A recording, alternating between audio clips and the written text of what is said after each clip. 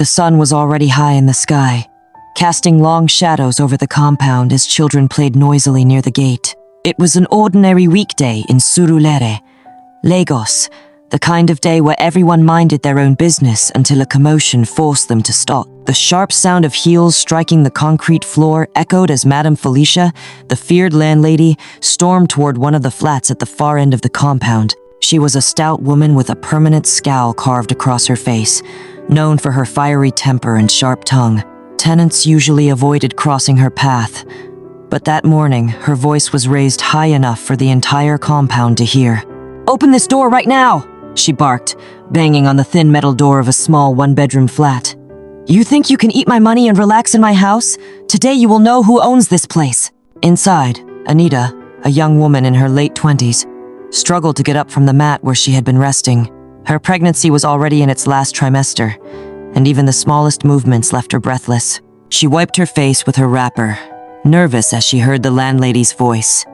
Anita had fallen behind on rent for 2 months, ever since her husband traveled for work and money had not been forthcoming. She had tried to explain her situation to Madame Felicia before, but compassion was not something the landlady was known for. Anita opened the door cautiously, her face pale. "Good morning, Ma," she said weakly, trying to sound respectful.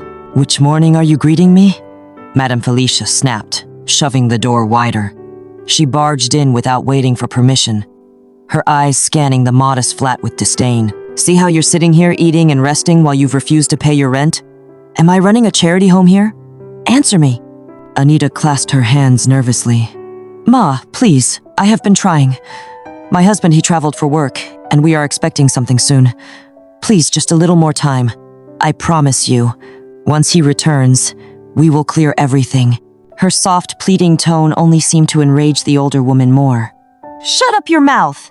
You think I don't know all these your stories? Every tenant that doesn't want to pay always has one excuse or another. Look at you, carrying pregnancy, as if that is my problem. Did I send you to get pregnant when you can't even afford rent? Shameless woman!" The words stung Anita deeply. She swallowed hard, blinking back tears. Her neighbors had begun to gather quietly around the corridor, peeking from their windows and doors. Some shook their heads, whispering among themselves, but no one dared to intervene. Without another word, Madame Felicia grabbed a small stool and dragged it across the room. She began pulling down Anita's belongings, a few clothes, some cooking pots, a mattress, and hurling them outside. Anita gasped in shock, holding her belly instinctively. "Ma, please, don't do this to me," she begged, trying to pick up the things as they landed on the ground.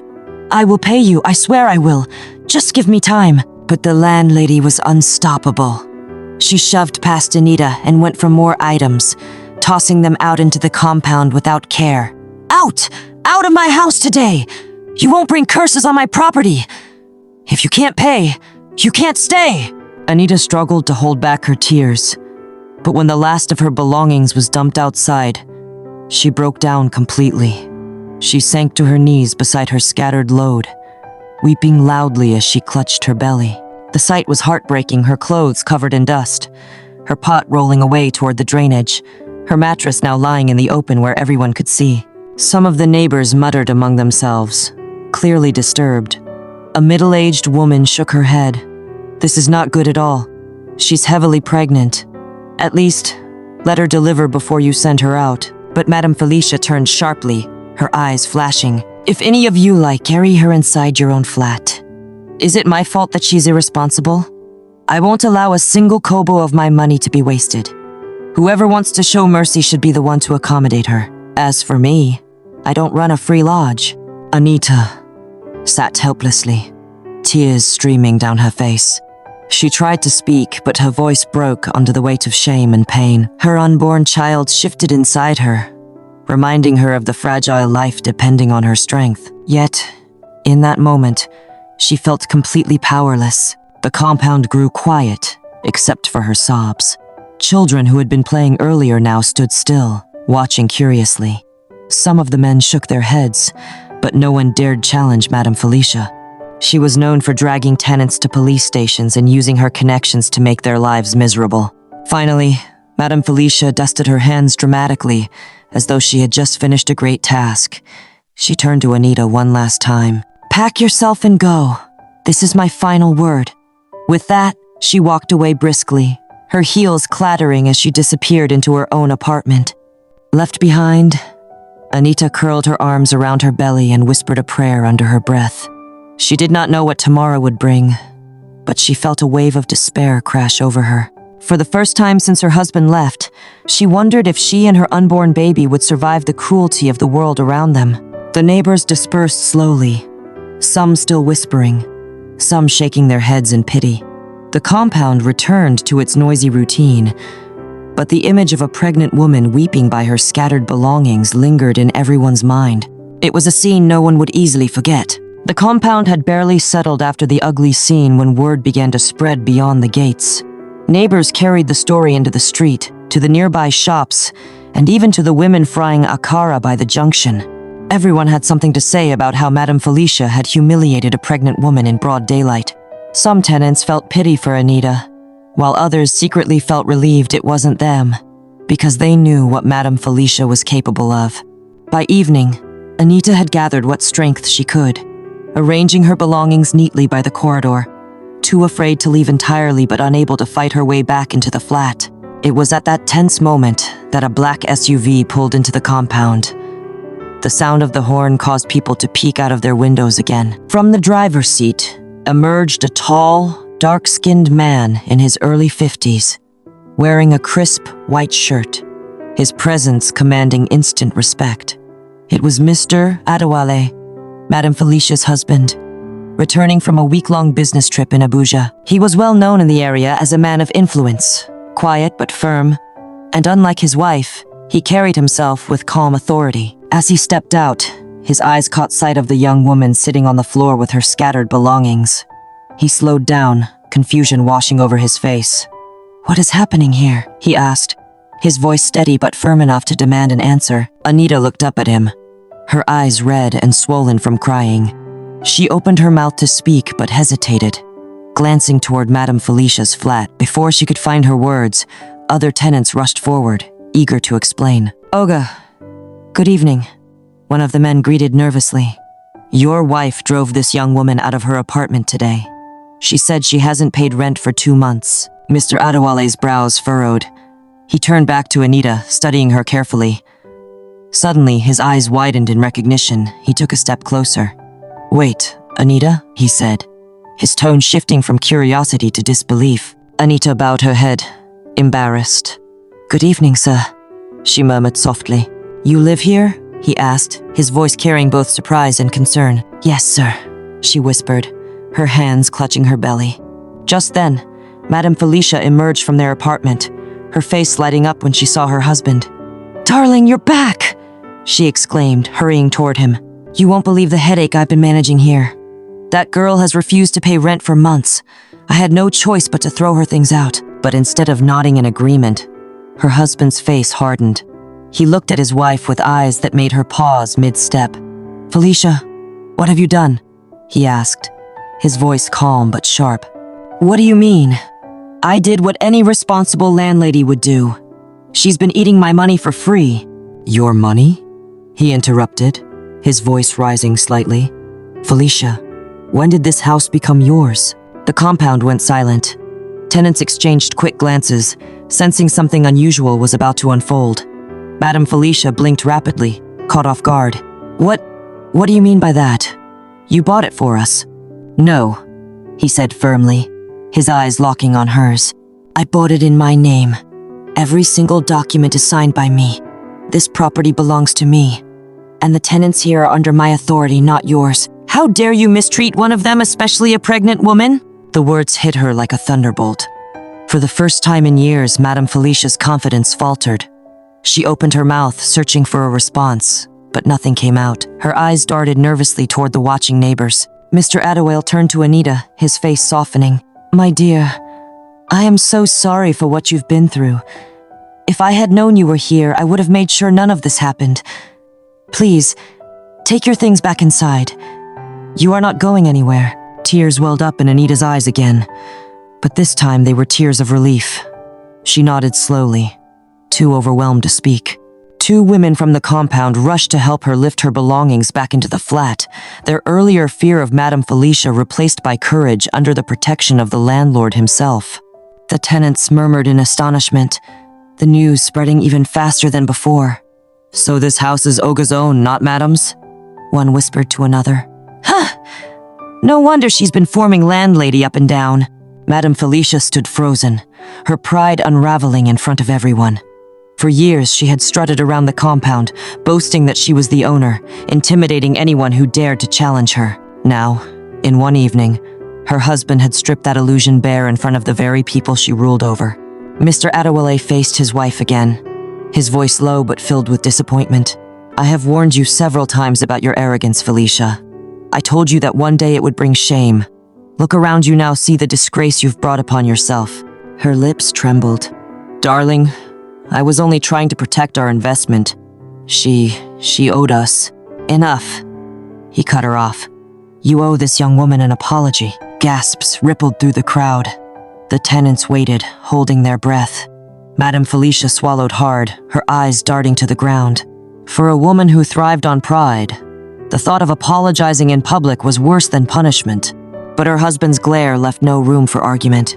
She turned stiffly toward Anita, her voice barely above a whisper. I am sorry." Anita nodded slowly, though the sting of humiliation still clung to her heart. She adjusted her wrapper, whispering a prayer of thanks. That night, the compound buzzed with quiet chatter long after the drama ended. Everyone knew things would never be the same again. The woman who had once been untouchable had been publicly humbled, and the young tenant she tried to crush had been vindicated by the very man she thought was on her side. The air in the compound that evening was heavy, almost as if everyone could feel the weight of what had just happened. Neighbors lingered in doorways and corners, whispering among themselves, glancing at Madame Felicia with a mix of curiosity and quiet satisfaction. For years, she had ruled the place with fear, her voice echoing louder than any other, her presence enough to silence even the most outspoken tenant. But tonight, her pride had been ripped apart, and no one missed the irony that it was her own husband who had done it. Anita sat on the edge of her bed inside the flat, her belongings carefully arranged back where they belonged. She leaned back against the wall, one hand stroking her belly, her heart finally steadying after the storm. For the first time in days, she allowed herself to breathe properly. The humiliation of earlier still stung, but it was overshadowed by the relief that she and her unborn child had not been thrown into the streets. She whispered a prayer of gratitude, her eyes closing as tears rolled down her cheeks, not of pain this time, but of thanksgiving. Meanwhile, in the sitting room of their own apartment, Mr. Adewale sat stiffly on the sofa, his face unreadable. Madame Felicia stood nearby, restless and uneasy, fidgeting with the edge of her wrapper. The silence between them stretched until it became unbearable. Finally, he spoke. "Felicia, I warned you many times. I told you that arrogance is dangerous. Did you listen?" His tone was calm but carried the kind of weight that pierced deeper than shouting. She shifted uncomfortably, lowering her eyes. "I was only trying to keep things in order. These tenants, if you don't show them strength, they will walk all over you." "Strength is not the same as wickedness," he replied sharply. "There is a difference between discipline and humiliation. That young woman is pregnant, Felicia." "Pregnant? And you thought it was right to throw her things into the street? What if something had happened to her or the baby? Would you have carried that burden?" Her lips trembled, but no words came out. For the first time in years, she realized that nothing she could say would justify her actions. Outside, the compound was still alive with quiet chatter. Tenants who had lived under her shadow now spoke freely. One man chuckled softly as he told his wife, "She's been forming landlady all this while, but Oga just exposed her. Imagine the shame." Others shook their heads at the scene, pitying her but also acknowledging that it was a lesson long overdue. The next morning, the compound felt different. Normally, Madame Felicia would strut about, barking orders, scolding children for playing too loudly, or complaining about the smallest things. But this time, she stayed indoors, her pride bruised, her presence muted. When she finally stepped out to fetch water, the tenants barely greeted her with their usual forced politeness. She noticed the difference immediately. The power she once wielded had slipped from her hands. Anita, on the other hand, was treated with unexpected kindness. Neighbors who had watched silently during her humiliation now offered smiles and small gestures of support. One woman brought her a bowl of pepper soup, saying softly, "You need strength, my dear." Another offered to help sweep her corridor. For the first time since she moved in, Anita felt a sense of belonging in the compound. Later that day, Mr. Attawale personally checked on her.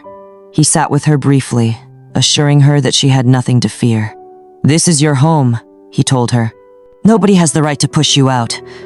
Whatever challenges you face, come directly to me. Do you understand?" She nodded, her gratitude overflowing. "Thank you, sir. God bless you." Meanwhile, Madame Felicia sat alone in their living room, staring blankly at the wall. The sting of her husband's words echoed in her ears. She had spent years convincing herself that she was in control, that without her, the compound would fall apart. But in one evening, that illusion had crumbled. She realized that true respect could never be forced through fear. It was earned through kindness and fairness. That night, as she lay beside her husband, unable to sleep, she turned toward him quietly. "I was wrong," she admitted, her voice low. "I let pride control me. I thought I was protecting us, but I see now I was only disgracing myself. I'm sorry."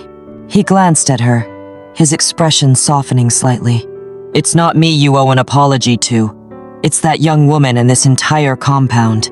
If you want to regain respect, you will have to humble yourself." The words cut deep, but she knew he was right.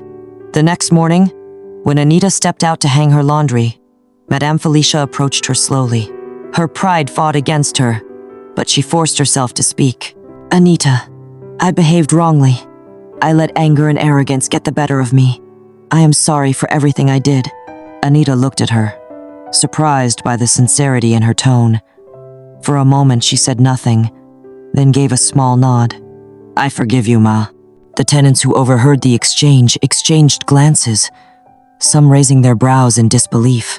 To hear Madame Felicia apologize publicly was something they never thought possible.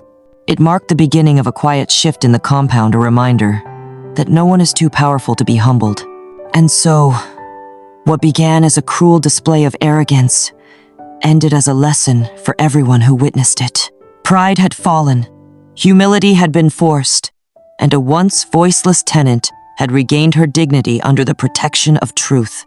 The compound would never forget the day the landlady learned that respect is not demanded, but earned.